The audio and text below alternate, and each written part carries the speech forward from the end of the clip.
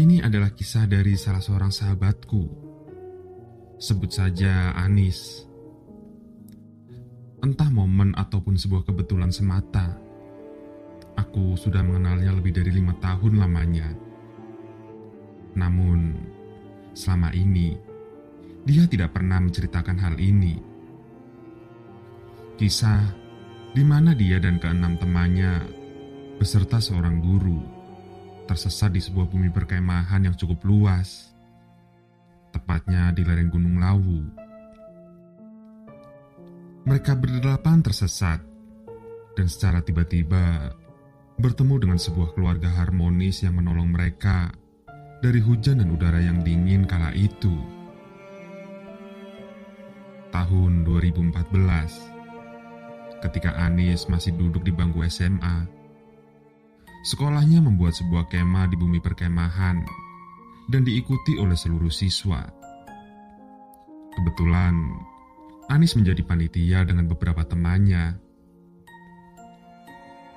Mereka diberi tugas untuk mencari tempat dan segala keperluan yang dibutuhkan ketika acara berlangsung. Dari beberapa tempat yang bisa menjadi opsi, terpilihlah tempat ini. Bumi perkemahan di salah satu lereng Gunung Lawu. Letak bumi perkemahan ini bisa dibilang berada di desa yang padat penduduk, dengan alam yang masih asri, dan disuguhi hamparan sawah yang luas, dan pemandangan di atas gunung pada umumnya, ditambah kesejukan yang bisa dirasakan ketika berada di sana. Di sana juga terdapat pendopo yang berada di ujung jalan desa, dan juga menjadi titik perbatasan antara hutan atau bumi perkemahan dengan desa yang ada di sana. Bisa dibilang, pendopo adalah rumah terakhir sebelum masuk ke bumi perkemahan. Walaupun tepat di seberang pendopo masih ada satu rumah warga yang saling berhadapan. Jarak dari pendopo juga tidak jauh, hanya berjalan beberapa meter ke atas untuk menuju titik di mana kemah itu dilakukan. Pendopo inilah yang digunakan sebagai base camp panitia dan dijadikan panitia untuk beristirahat. Selama 1 bulan mereka menyiapkan segalanya, dari konsep dan apa saja yang dibutuhkan ketika acara berlangsung. Pada saat itu, kemah direncanakan berlangsung 2 hari, tepatnya di hari Sabtu dan Minggu. Semua berjalan semestinya, dan tidak ada halangan hingga menuju H-1, acara yang jatuh di hari Jumat. Seperti panitia pada umumnya, H-1, Anis dan teman-temannya menyiapkan segala kebutuhan dan menurunkan segala keperluan peserta kemah. Beberapa panitia inti sekitar 9 orang, 5 cowok dan 4 cewek, berangkat pada hari itu dengan mengendarai sebuah truk. Tibalah siang itu, mereka segera menurunkan barang yang dibawa dari bawah, lalu dipindahkan ke sebuah pendopo yang menjadi base camp panitia. Setelah semua barang selesai dimasukkan, mereka semua terbagi dengan masing-masing tugas agar fokus menyelesaikan sebelum malam tiba. Ketika semua sedang bertugas dengan kesibukan masing-masing, salah seorang bernama Ocat yang bertugas membersihkan terpal bertanya ke salah seorang warga, menanyakan sebuah selang air untuk dijadikan alat membersihkan terpal. "Pak, permisi, ada selang tidak ya? Ini soalnya saya mau bersihin terpal," tanya Ocat kepada salah seorang warga. "Oh, itu mas di belakang pendopo. Nanti ada jalan kecil, turun terus ada lumbung. Nah, di situ mas selangnya, warna biru." Ocat segera mengambil selang dengan berjalan menuju lumbung, rumah kecil untuk tempat menyimpan barang, yang dimaksudkan salah seorang warga. Ketika dia berjalan menuju lumbung dan menuruni jalan kecil yang hanya bisa dilewati dengan satu kaki, ia melihat seorang bapak-bapak sedang memotong rumput di sebuah petakan tanah tepat di sebelah kanannya. "Monggo, Pak." Ocat yang mencoba menyapa bapak-bapak yang dilihatnya.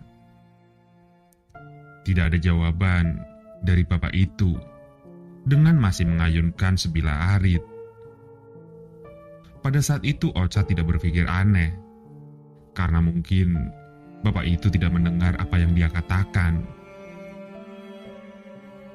Beberapa menit berselang, dengan sedikit perjuangan, Ocat berhasil menemukan selang air, dikarenakan beberapa barang yang berserakan dan tidak adanya penerangan, sedikit membuatnya kesusahan mencari di mana letak selang air itu. Ketika dia kembali ke arah pendopo, tepatnya di sebuah tanjakan kecil yang hanya dilewati satu kaki, ia masih melihat sosok bapak yang pertama kali ia lihat di tempat yang sama. Otomatis, Ocat mencoba mengucapkan salam untuk kedua kalinya. "Monggo, Pak." Dengan suara lebih keras dari sebelumnya.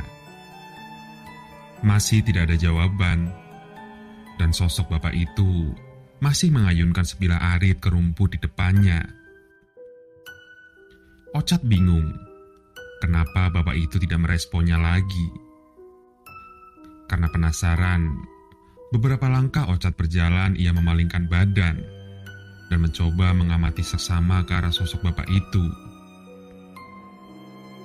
Dan benar saja, tidak berselang lama, bulu kuduk Ocat berdiri dengan sendirinya tatkala mengamati pergerakan sosok bapak-bapak yang ia lihat.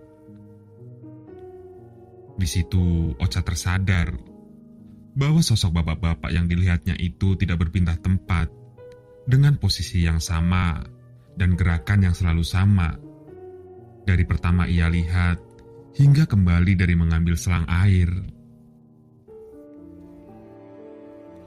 Gerakan itu selalu terulang.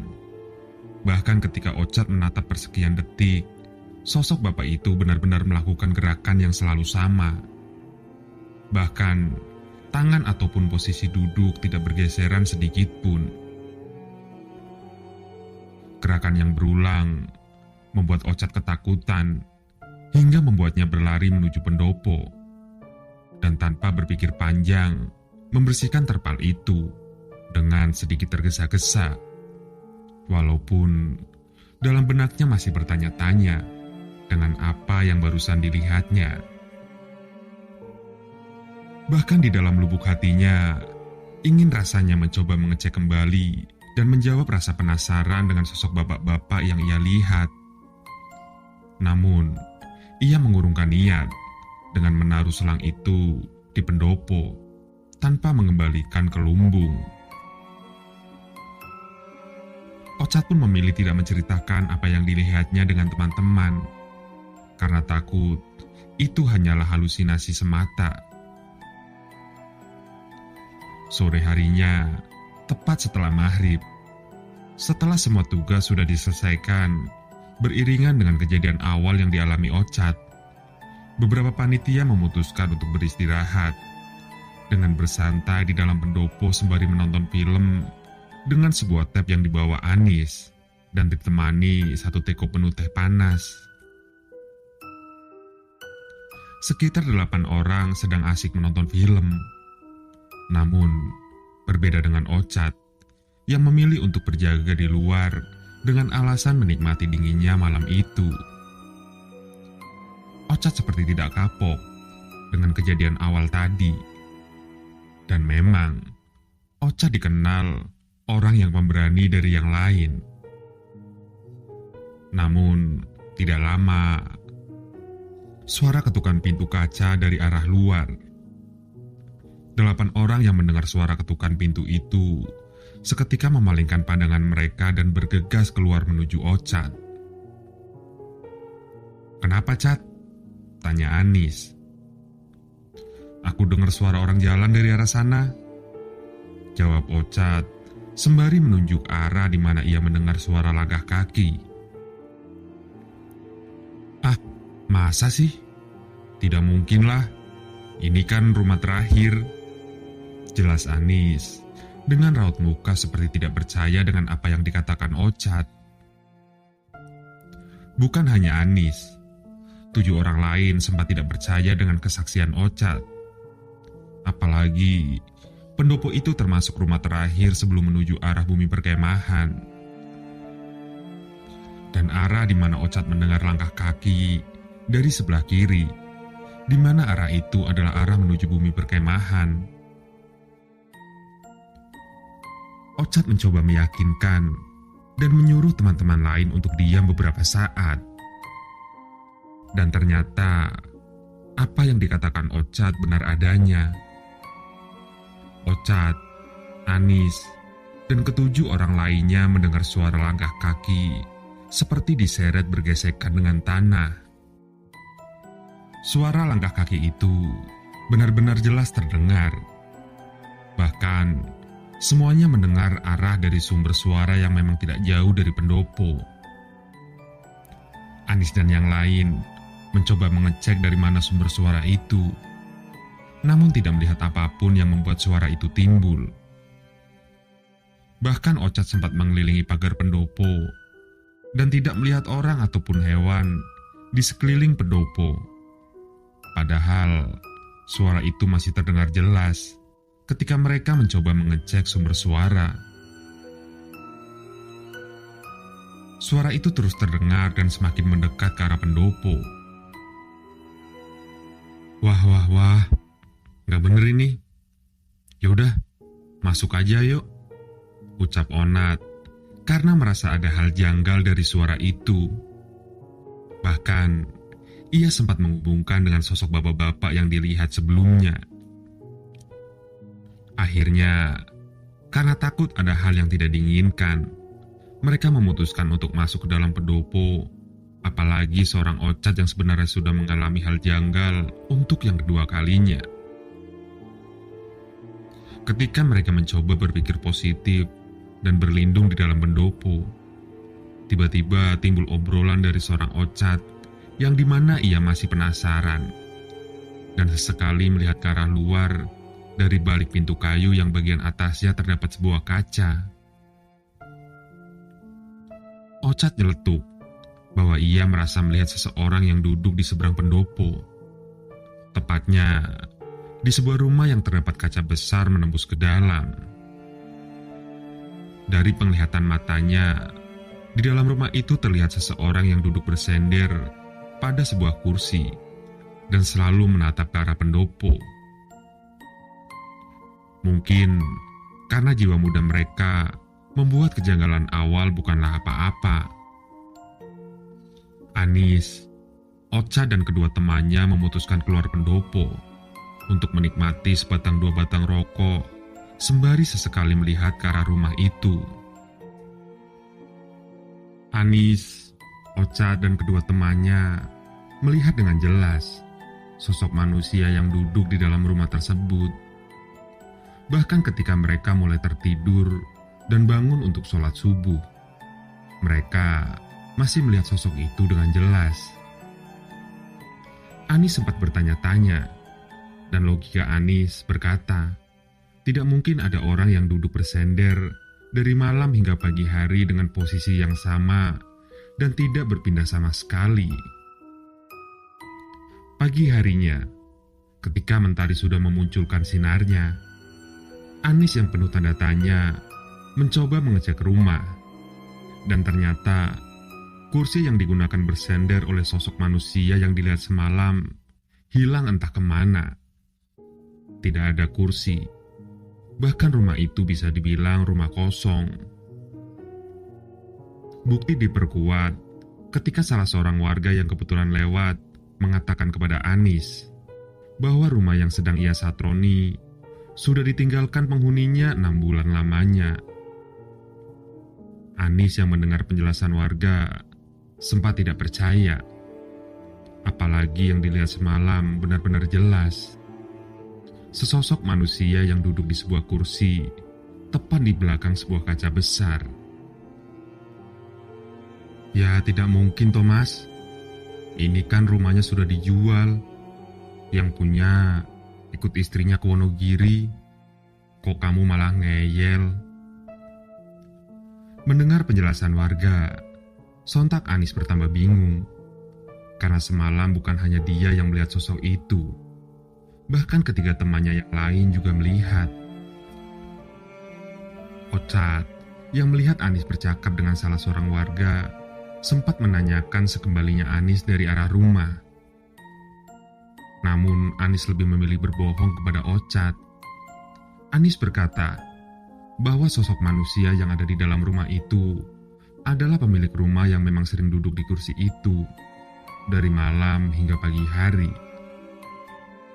Bahkan Anis menjelaskan bahwa sosok manusia yang dilihat semalam adalah bapak dari salah seorang warga yang menemuinya ketika mengecek rumah tersebut. Berbohong adalah jalan satu-satunya. Anis berpikir, apabila dia berkata jujur, nantinya akan menimbulkan kepanikan. Apalagi banyak sekali perempuan yang menjadi panitia dan ikut melihat sosok itu semalam. Singkatnya, Sabtu itu panitia lain menyusul ke bumi perkemahan yang datang bersama para guru dan peserta kemah. Mereka semua berkumpul di sebuah tanah lapang. Anis dan kedelapan teman yang sebelumnya sudah datang dan bermalam, dengan segala kejanggalan yang mereka rasakan lebih memilih diam dan tidak membicarakannya kepada panitia lain. Mereka mencoba lebih fokus dengan rangkaian acara hari itu, karena banyak hal yang harus mereka lakukan. Namun, kejanggalan yang dirasakan malam itu ternyata belum berhenti.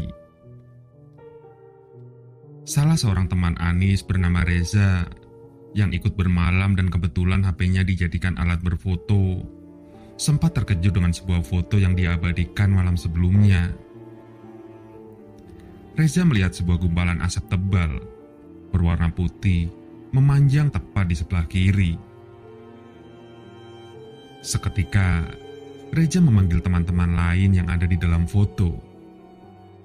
Mereka bertanya-tanya, dari mana asal asap putih itu? Ada yang mengaitkan dengan asap sebuah kompor portable dan asap rokok. Tapi Anis menolak itu, karena tidak mungkin asap dari kompor portable ataupun rokok bisa berbentuk seperti gumpalan asap tebal dan memanjang seperti di dalam foto. Sudah, simpan saja fotonya, nanti dilihat lagi. Ini udah mulai acaranya, ucap Onat, mencoba mengalihkan yang lain agar lebih fokus. Apalagi hari Sabtu adalah hari pertama kemah. Hari pertama berjalan tidak seperti yang diinginkan. Entah berhubungan atau tidak dengan kejanggalan di hari sebelumnya. Pagi hari, cuaca sangat panas, bahkan terasa sangat terik, walaupun udara sejuk masih bisa dirasakan. Namun, tepat setelah duhur, cuaca berubah drastis. Tiba-tiba, hujan deras disertai angin kencang. Anis yang bertanggung jawab sebagai koordinator acara sempat kebingungan. Awalnya, siang itu ia berencana ingin melakukan survei jalur yang digunakan untuk outbound. Memang, dari rentetan acara, minggu pagi akan diadakan outbound dengan mengelilingi sekitar bumi perkemahan. Anis dan teman-temannya sempat berdiskusi apakah harus melakukan survei dengan keadaan hujan atau harus menunggu hujan berhenti. Ini gimana? Kalau kita nunggu hujan kemalaman, rawan juga nanti kalau malam kita nyari jalur, ucap salah seorang. Ya udah, kita ke jalur nunggu agak reda aja. Ini masih deres kok, jawab Anis. Ketika hujan agak reda tepat di jam 3, sekitar 7 orang dengan formasi 4 laki-laki, Anis, Junet, Reja, dan Ocat, dan 3 perempuan, Ayu, Maya, dan Lia. Mereka bersiap untuk melakukan survei jalur. Ketika mereka sudah mempersiapkan segalanya, Anis masih menimbang apakah melakukan survei dengan didampingi guru atau tidak. Anis sempat bertanya kepada guru pembina dan sempat dilarang apabila mereka melakukan survei tanpa didampingi guru. Akhirnya, dicarilah salah seorang guru bernama Pak Anto untuk menemani ke-7 orang itu melakukan survei jalur outbound. Total, 8 orang yang akan melakukan survei jalur.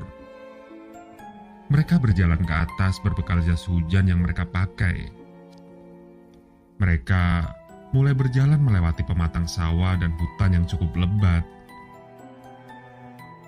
Berjalan sekitar 30 menit, udara semakin dingin, dengan hujan yang masih sesekali turun dengan deras. Kabut pun mulai turun dan membuat beberapa dari mereka menggigil. Tidak lama, salah seorang bernama Ayu tiba-tiba merasakan lemas dan pusing, bahkan tidak mampu untuk berjalan. Pak Anto yang tidak tega melihat Ayu meminta Anis menghubungi panitia yang ada di base camp dengan sebuah HT untuk membawakan sebuah tandu untuk mengevakuasi Ayu turun dan membawakan HT baru karena HT yang dibawa saat itu tidak bisa bertahan lama dengan daya baterai yang tersisa. Datanglah 5 orang untuk menjemput Ayu. Ketika mereka sudah menaikkan Ayu ke tandu dan bersiap turun,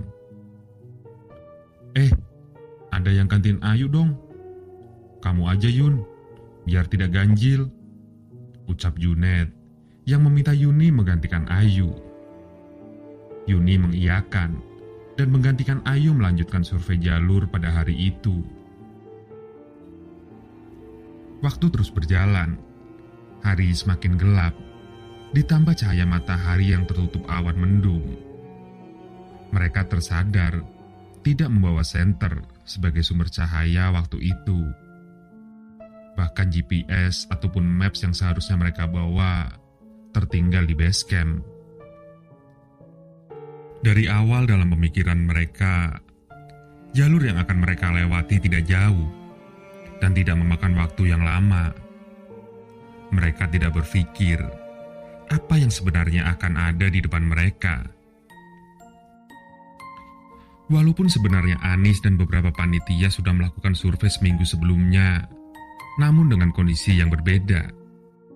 Ditambah Ayu yang ketika itu sakit, membuat waktu mereka terbuang untuk menunggu evakuasi dari bawah. Singkat cerita, mereka tetap berusaha untuk melanjutkan pencarian jalur dan akhirnya menemukan beberapa tempat yang dirasa cocok untuk outbound. Mereka menandai semua tempat itu dengan batu dan tongkat agar mudah untuk mengingat. Dan memang, di setiap perjalanan yang mereka lewati selalu menandai dengan rafia dan tanda panah ketika menemui persimpangan di jalan. Namun saat itu, Anis dan Ocat merasa bahwa jalur yang mereka lewati bersama yang lain agak berbeda dari seminggu yang lalu ketika melakukan survei. Anis dan Ocat mencoba berpikir positif bahwa jalur yang mereka lewati adalah jalur yang sebenarnya hanya nampak berbeda karena kondisi jalur yang gelap. Keanehan muncul ketika Anis mencoba menghubungi panitia yang ada di base camp dengan HT yang dibawanya. HT tidak berfungsi, padahal indikator baterai masih dalam keadaan penuh. Anis masih mencoba mengotak-atik HT dan berusaha menghubungi panitia lain. Sempat terhubung, namun setiap kata yang Anis ucapkan, HT itu mati dengan sendirinya. Anis masih mencoba berpikir positif. Mungkin karena hujan, membuat HT tidak berfungsi normal. Apalagi posisi di tengah hutan membuat hati tidak bisa menangkap sinyal secara sempurna. Tepat sebelum maghrib, sekitar jam 5:30, sampailah mereka di sebuah lapangan terbuka. Disinilah Anis merasa lega. Anis teringat ketika survei seminggu sebelumnya, dia sempat tiba di lapangan terbuka itu, namun dari arah sebaliknya. Mereka memutuskan untuk beristirahat dan melaksanakan sholat. Selesai sholat, mungkin karena udara yang cukup dingin dan baju mereka yang basah karena hujan, Maya merasakan hal yang sama seperti Ayu.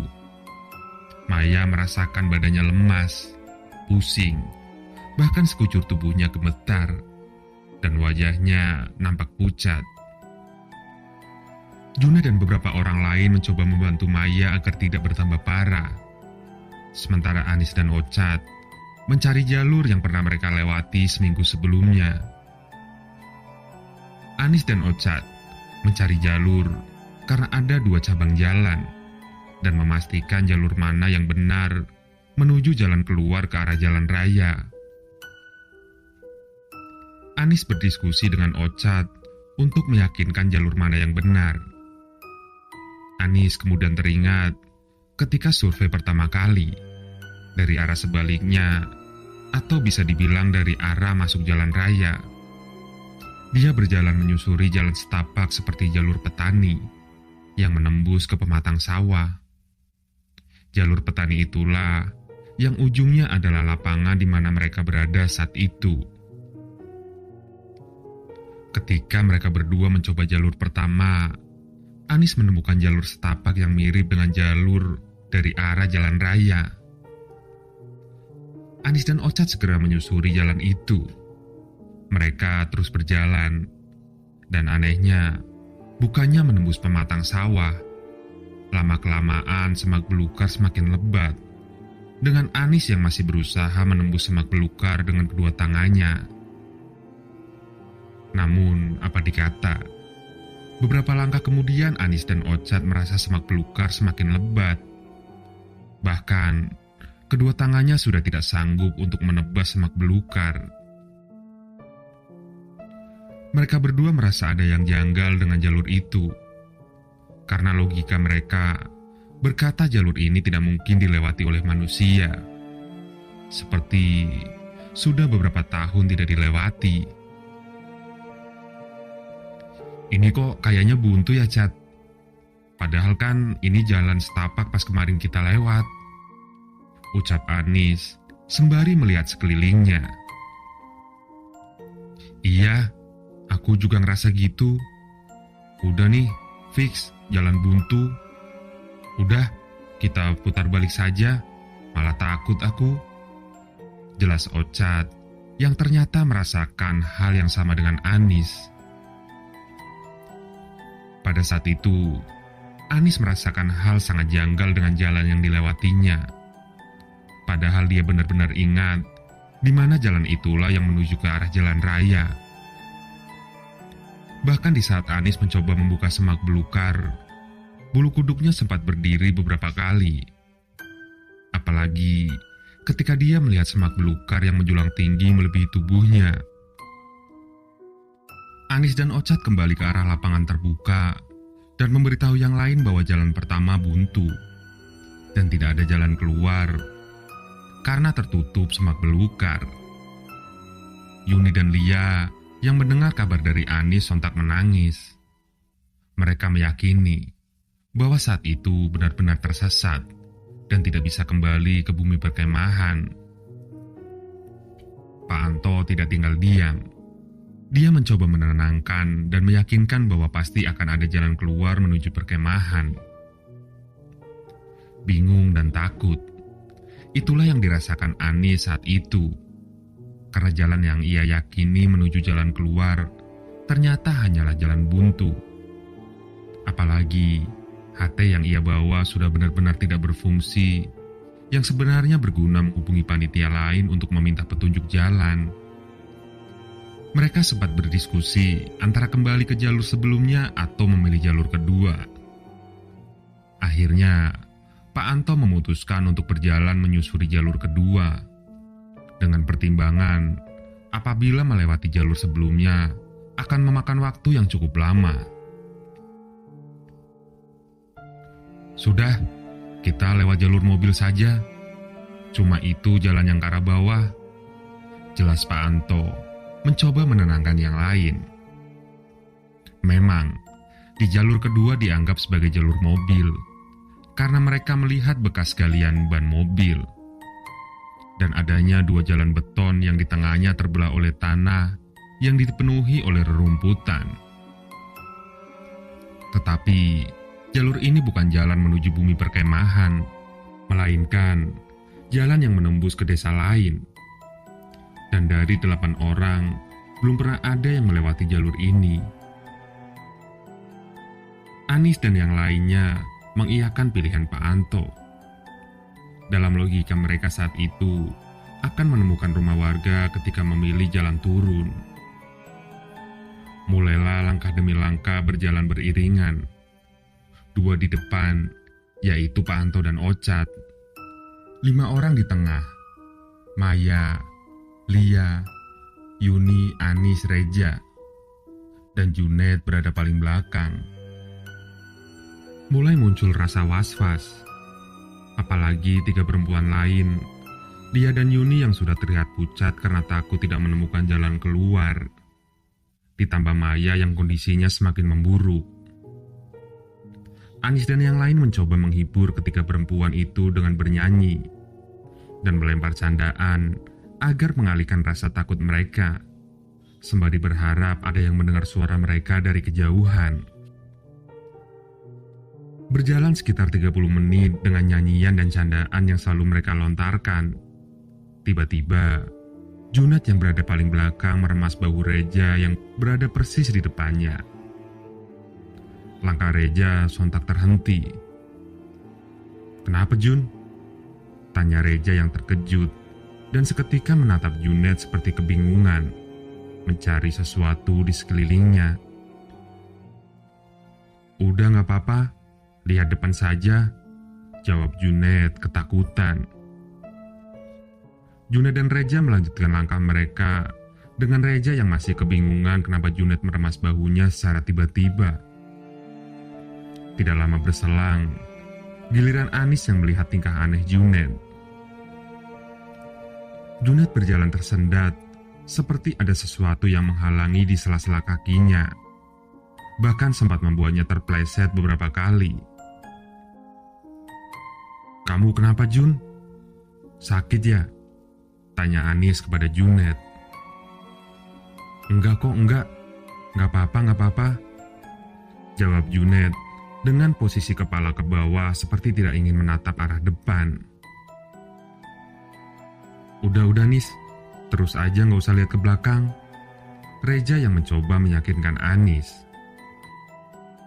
Reja merasa bukan hanya dia yang menganggap tingkah aneh Junet. Apalagi ketika melihat Anis yang tersadar dengan langkah kaki Junet yang tersendat beberapa kali. Dalam perjalanan itu, Reja sempat menduga-duga kenapa Junet bertingkah seperti itu.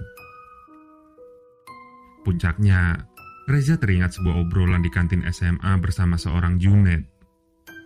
Reja ingat betul, Junet pernah bercerita bahwa dia punya keistimewaan dalam penglihatannya. Disinilah Reza mulai mengerti kenapa Junet bertingkah aneh. Namun Reza tidak berani menanyakan apa yang sebenarnya Junet lihat. Apalagi masih berada di tengah hutan dan masih mencari jalan keluar. Mereka terus berjalan turun dan muncul sebuah harapan ketika Anis melihat sebuah titik cahaya dari kejauhan. "Wah, itu ada lampu, Pak. Itu kayaknya rumah warga." Langkah kaki mereka semakin cepat menuju arah cahaya itu. Namun anehnya, ketika mereka terus berjalan menuju titik cahaya, mereka merasa titik cahaya itu semakin lama semakin jauh, dan jalan yang mereka lewati seperti tidak berujung. Anehnya lagi, Bukannya vegetasi semakin berkurang, ini malah sebaliknya. Vegetasi di sekitar semakin lama semakin lebat, seperti mengarah kembali ke hutan. Namun, mereka tetap terus berjalan dan yakin akan menemukan sebuah rumah. Terus berjalan, dan akhirnya harapan untuk menemukan pemukiman menjadi kenyataan ketika mereka melihat sebuah rumah, atau bisa dibilang satu-satunya rumah, tepat di mana mereka bertemu dengan sebuah jalan bercabang. Ada dua jalan ke arah kiri dan lurus, dan rumah yang mereka lihat adalah menuju arah kiri. Tanpa pikir panjang, mereka langsung mengambil jalur kiri untuk menuju arah rumah itu. Dengan melihat kondisi mereka yang sudah lelah dan baju yang lembab karena hujan sepanjang perjalanan, Pak Anto berinisiatif untuk mengetuk rumah dengan tujuan meminta air dan meminta izin beristirahat. Lega menemukan sebuah rumah setelah berjalan tidak tentu arah dan kejanggalan-kejanggalan yang dialami. Akhirnya, mereka bisa mengistirahatkan badan dan bisa membersihkan badan sembari membuang hajat yang sudah mereka tahan beberapa jam lamanya. Akan tetapi, disinilah sebenarnya puncak dari perjalanan mereka. Diketuklah pintu rumah itu. Tidak lama keluarlah seorang ibu-ibu berkerudung, berperawakan kurus dengan menggendong seorang bayi dan dua anak kecil yang mengikuti sang ibu dari dalam rumah. Semua terlihat normal dan tanpa keanehan apapun. Dari bentuk rumah terlihat normal, bahkan hampir mirip rumah biasanya. Dari perawakan sosok ibu sang pemilik rumah juga benar-benar biasa saja, sehingga tidak ada rasa curiga sedikit pun pada saat itu. Hanya saja, rumah itu memang berada agak jauh dari pemukiman padat di bawahnya. Rumah itu berada di batas vegetasi, dan rumah itu adalah rumah satu-satunya yang berada di sana. Pak Anto menemui sang ibu dan menjelaskan bahwa mereka sempat tersesat dan meminta izin untuk beristirahat sejenak. Sang ibu mempersilahkan, dan mereka semua duduk di teras rumah, terkecuali Junet yang duduk terpisah dan menjauh dari yang lain. Berselang beberapa menit, sang ibu keluar dari dalam rumah sembari membawa nampan berisi 8 cangkir kopi dan sebuah toples biskuit. Ketika mereka menikmati hidangan kopi dan biskuit itu dengan lahap, Anis merasakan kenikmatan kopi yang ia minum. Sangat nikmat, dengan manis yang pas. Bahkan ia merasa kopi itu seperti menjadi energi dari badannya yang lelah setelah perjalanan yang cukup panjang.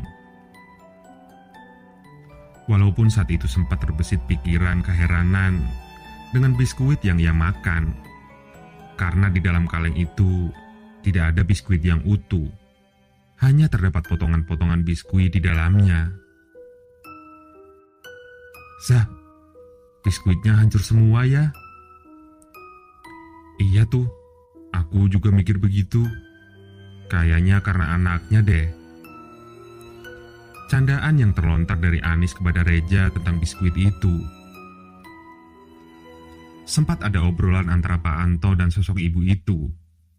Bahkan si ibu sempat menanyakan datang dari mana dan bertanya kenapa bisa tersesat di dalam hutan. Obrolan itu berlanjut hingga Pak Anto bertanya di manakah sang suami berada. Karena memang dari pertama datang hingga kopi yang semakin lama semakin berkurang, ia tidak melihat sang suami. Bapak di mana ya, Bu? Kok dari tadi saya belum lihat? Oh, Bapak lagi di masjid, Pak. Isaan di masjid. Begitulah penuturan sosok ibu ketika ditanya di mana suaminya berada. Di sisi lain, Reja, Ocha, dan Anis melihat tingkah Junet yang semakin aneh. Junet seperti memikirkan sesuatu. dan lebih sering menunjukkan tatapan kosong. Junet tidak mau meminum kopi yang sudah disuguhkan. Bahkan dia seperti menolak menatap ke arah teman-teman lain, tepatnya ke arah rumah. Sempat dipaksa, namun Junet tetap menolak dan lebih memilih tidur di sebuah tangga rumah. Sempat ada kecurigaan, namun Reza meyakinkan yang lain bahwa Junet hanya kelelahan karena perjalanan tadi. Walaupun pada saat itu, Reza sempat berpikir, apakah ada sesuatu dari rumah dan sosok sang ibu yang menolong mereka. Tapi, Reza lebih memilih berpikir positif dan tidak akan menduga yang tidak-tidak. Memang, setelah kejadian di mana Junet meremas bau Reza, Junet lebih sering diam. Dan ketika mereka menemukan sebuah rumah, tidak ada raut ekspresi senang dari wajahnya. Berbanding terbalik dengan yang lain, bahkan seorang Pak Anto yang dikenal tegas pun kegirangan karena berhasil menemukan rumah setelah tersesat di dalam hutan. Jam menunjukkan pukul 8:30. Pak Anto meminta izin kepada sang ibu dan berterima kasih sudah diberi tumpangan dan segala sajian yang diberikan. Anis dan yang lain berpamitan dan sempat mencium tangan sang ibu sebelum pergi dari rumah tersebut. Net, bangun. Ayo pulang. Reza mencoba membangunkan Junet yang tertidur pulas di sebuah tangga rumah. Reza heran dengan tingkah Junet. Junet yang seketika terbangun dari tidurnya tidak mau berpamitan dengan sang ibu. Junet memilih langsung pergi dan tidak mau melihat ke arah rumah sama sekali. Bahkan, dia meninggalkan secangkir kopi yang masih utuh. Walaupun Anis yang melihat kopi Junet langsung meminum habis kopi itu tanpa tersisa sedikit pun. Mereka berpamitan dan berjalan menuju pemukiman dengan menyusuri jalan setapak. Energi yang semula hilang sudah terisi, dan kebahagiaan menyelimuti mereka semua. Berjalan beberapa meter, mereka berpapasan dengan seorang bapak-bapak yang mengarah menuju rumah itu. "Monggo, Pak. Monggo. Di situ, beberapa dari mereka sempat berpikir bahwa bapak-bapak itu adalah suami dari sang ibu. Karena arah di mana sosok bapak itu berjalan adalah arah di mana hanya ada satu rumah, yaitu rumah sang ibu berada. Berjalan langkah demi langkah, Ocat yang berada paling belakang sempat terkejut melihat sebuah lumbung yang mirip dengan lumbung di belakang pendopo base camp. Saat itu, Ocat melihat dengan jelas lumbung yang hampir sama. Namun anehnya, di depan lumbung terdapat topeng berwujud leak dengan taring dan hiasan bulu yang panjang. Bukan hanya satu topeng, namun terdapat puluhan topeng berjejer di lumbung itu. Ocat yang berada paling belakang kebingungan. Dia melihat teman-teman yang lain seperti tidak melihat lumbung itu. Bahkan menoleh pun tidak sama sekali. Ketika dia berhenti sepersekian detik untuk mengamati lumbung, dia ditegur oleh Pak Anto karena menghentikan langkahnya. Ketika mereka sudah memasuki menuju pemukiman, Anis teringat dengan HT yang sudah tidak berfungsi di perjalanan tadi. Anis mencoba menyalakan HT, dan betapa kagetnya, HT berfungsi dengan normal. Tidak ada gangguan sedikit pun. Bahkan saat itu, Anis berhasil menghubungi panitia yang ada di base camp dan meminta jemputan tepat di sebuah jalan besar. Anis bertanya-tanya, kenapa HT tiba-tiba berfungsi, padahal saat perjalanan HT tidak bisa dihidupkan. Sudahlah, yang penting sampai base camp. Begitulah kalimat yang bisa diucapkan saat itu. Singkat cerita, 7 orang yaitu Anis, Ocat, Junet, Reja, Yuni, Maya, dan Lia diberikan kelonggaran untuk tidak ikut acara hari kedua. Mereka diminta beristirahat karena tenaga yang cukup terkuras di hari sebelumnya. Siang harinya, Anis yang sudah turun dari pemukiman terkejut mendengar kabar Yuni, Maya, dan Lia. Air matanya pecah hingga membuat Maya hampir jatuh pingsan. Anis mencoba menanyakan apa yang sebenarnya terjadi. Usut punya usut, malam sebelumnya setelah mereka sampai di base camp, Pak Anto memberi kabar kepada kepala sekolah dan beberapa guru bahwa sempat tersesat ketika melakukan survei jalur outbound. Pak Anto juga menjelaskan bahwa mereka menemukan rumah dengan ibu yang memberi tumpangan dan sempat memberi makan dan minum. Mendengar kabar itu, kepala sekolah dan beberapa guru berinisiatif untuk mengucapkan terima kasih karena sudah menolong beberapa siswanya yang tersesat. Mereka mencoba mendatangi rumah sang ibu sesuai dengan arahan Pak Anto. Setelah mencoba mendatangi rumah sang ibu, kepala sekolah dan beberapa guru mendatangi bumi perkemahan dan kebetulan bertemu dengan Yuni, Maya, Lia, dan Pak Anto yang sedang berkumpul di pendopo. Disitulah muncul sebuah pertanyaan besar. Pak Anto, yakin ketemu rumah sama ibu yang diceritain semalam? Tanya salah seorang guru. Yakin, Pak. Kita kemarin ketemu sama rumah. Saya sama anak-anak juga ketemu ibu yang saya ceritain, Pak. Jawab Pak Anto, meyakinkan kesaksiannya. Emang kenapa, Bu? Kita benar-benar ketemu kok. Tanya Lia dengan raut wajah kebingungan. Di situ sang guru menjelaskan bahwa ketika mencoba mendatangi rumah sang ibu, ternyata titik rumah yang dimaksudkan Pak Anto hanya sebuah tanah lapang dan beberapa pohon. Bahkan, sang guru sempat menanyakan kepada warga sekitar, dan memang tidak ada rumah sama sekali. Salah seorang warga juga menjelaskan bahwa daerah itu sangat jarang dilalui warga, karena pada dasarnya daerah itu bukanlah jalan utama warga, karena di belakang tanah lapang itu langsung berbatasan dengan hutan. Yuni, Maya, dan Lia yang mendengar cerita dari sang guru sontak menangis. Bahkan Maya sangat histeris karena tidak menyangka jika apa yang dilihatnya bukanlah sesuatu yang nyata. Pak Anto yang tidak percaya kemudian kembali lagi ke rumah yang ia satroni malam itu.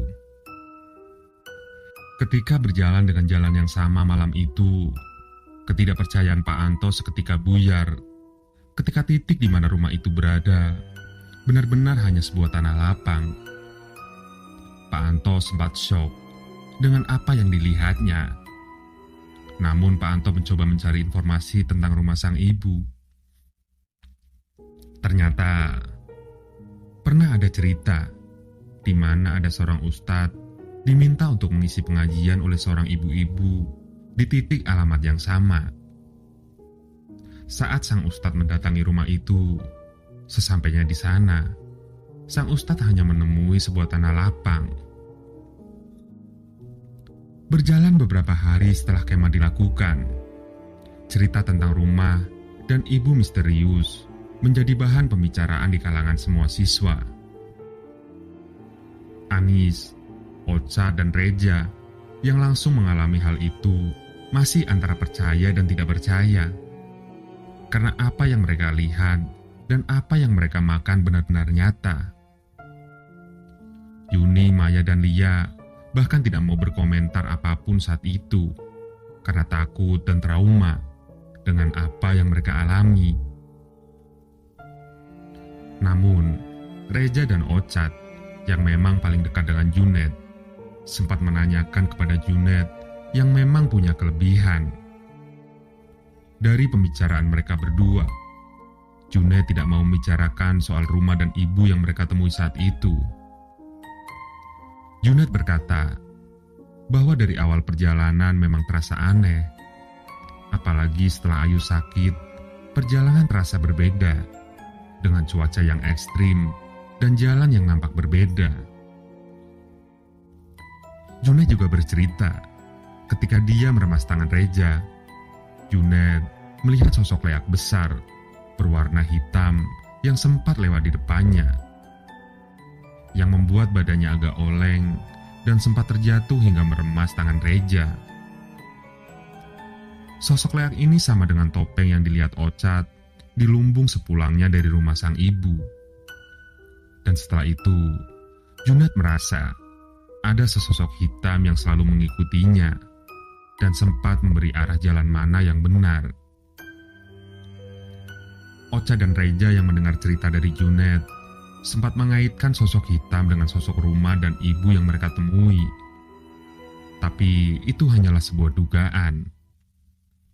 Dan tidak lama berselang, mereka berdua bertemu dengan Anis dan menceritakan semua kesaksian Junaid. Anis mempunyai pertanyaan besar dalam benaknya, apalagi setelah mendengar cerita dari Reja dan Ochad. Kemudian, Anis teringat dengan tetangganya yang memang dianggap orang sakti. Sebut saja Pak Roni. Anis menemuinya dan menceritakan semua yang dialami ketika melakukan kemah. Pak Roni memejamkan mata dan kemudian menjelaskan apa yang sebenarnya Anis temui. Pak Roni menjelaskan bahwa sebenarnya Anis dan teman-temannya sudah diberikan peringatan dari awal. Dari kejadian suara kaki di pendopo, cuaca yang tiba-tiba berubah, dan juga ketika Ayu sakit, sebenarnya memperingatkan agar tidak melanjutkan perjalanan. Namun, di situ Pak Roni juga menjelaskan bahwasanya Junaid berperan penting ketika mereka melakukan perjalanan survei jalur saat itu. Bisa dibilang, Junaid mengerti jika mereka diarahkan menuju ke rumah tersebut. Dan sebuah rumah dan sosok ibu yang ditemui Anis sebenarnya adalah penyelamat mereka. Dan memang, apa yang dilihat mereka hanya halusinasi semata. Sosok ibu itu sebenarnya adalah sosok hitam yang mengikuti Junaid setelah melihat sosok Lea. Sosok hitam itu tepatnya bersemayam di sebuah pohon besar, tepat berada di tanah lapang itu. Pertanyaan Anis paling besar adalah apa wujud sebenarnya kopi yang ia minum dan biskuit itu. Jawaban yang cukup mencengangkan dari Pak Roni. Pak Roni menjelaskan bahwa kopi yang ia minum sebenarnya adalah air kotoran yang berwarna hitam pekat, dan biskuit itu adalah potongan serbuk kayu. Anis masih belum percaya dengan penjelasan Pak Roni, karena pada saat itu Anis merasa kopi yang dia minum benar-benar menambah energi yang hilang. Bahkan Anis masih ingat dengan rasa dan aftertaste dari kopi tersebut. Akan tetapi, dari penjelasan Pak Roni soal biskuit yang disuguhkan, Anis merasa sesuai dengan apa yang dilihat saat itu. Karena ketika Anis memakan biskuit tersebut, semua biskuit hanya terdapat potongan kecil dan tidak ada biskuit yang utuh. Logika Anis berkata, kemungkinan dalam sebuah toples biskuit seharusnya ada 1 atau 2 buah biskuit yang utuh.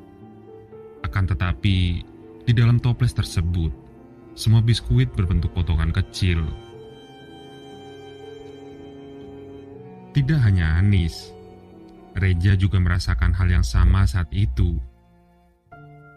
Memang cerita dari Anis masih banyak pertanyaan yang belum terjawab hingga saat ini. Apalagi yang menjadi pertanyaan, apa yang sebenarnya dilihat Junaid saat itu ketika bertemu dengan sosok rumah dan sang ibu. Apalagi yang menjadi pertanyaan, apa yang sebenarnya dilihat Junaid saat itu ketika bertemu dengan sosok rumah dan sang ibu. Apabila dilihat dari tempat yang digunakan untuk kegiatan kemah, konon dulunya adalah tempat para danyang dan sering digunakan sebagai ritual tertentu. Dan konon katanya, dulu ada orang sakti yang pernah berencana akan mengubah tempat itu sebagai sesuatu yang besar namun urung, karena sudah diketahui orang lain. Pengalaman Anis yang sudah terjadi sejak 7 tahun yang lalu ini sangat membekas dalam benaknya. Tapi anehnya, terakhir kali ia bertemu dengan Pak Roni, komunikasi dengan ke-8 orang seperti terputus secara alami. Entah sebuah kebetulan atau memang sesuatu yang direncanakan. Bahkan seorang Junet yang baru-baru ini berusaha dihubungi untuk menjelaskan hal itu, tidak pernah merespon sama sekali. Hanya Ocha dan Reja yang mau membagikan dan mencoba flashback dengan kejadian 7 tahun yang lalu itu. Sama dengan Junet, ketiga perempuan, Yuni, Maya, dan Lia, juga tidak merespon ketika Anis mencoba mengajak mereka untuk bercerita kembali. Apalagi Pak Anto, yang bahkan sekarang tidak tahu di mana keberadaannya. Dikarenakan beberapa tahun yang lalu sudah berpindah kerja ke tempat yang lain. Semoga cerita dari Anis bisa menjadi sebuah pembelajaran untuk kita semua.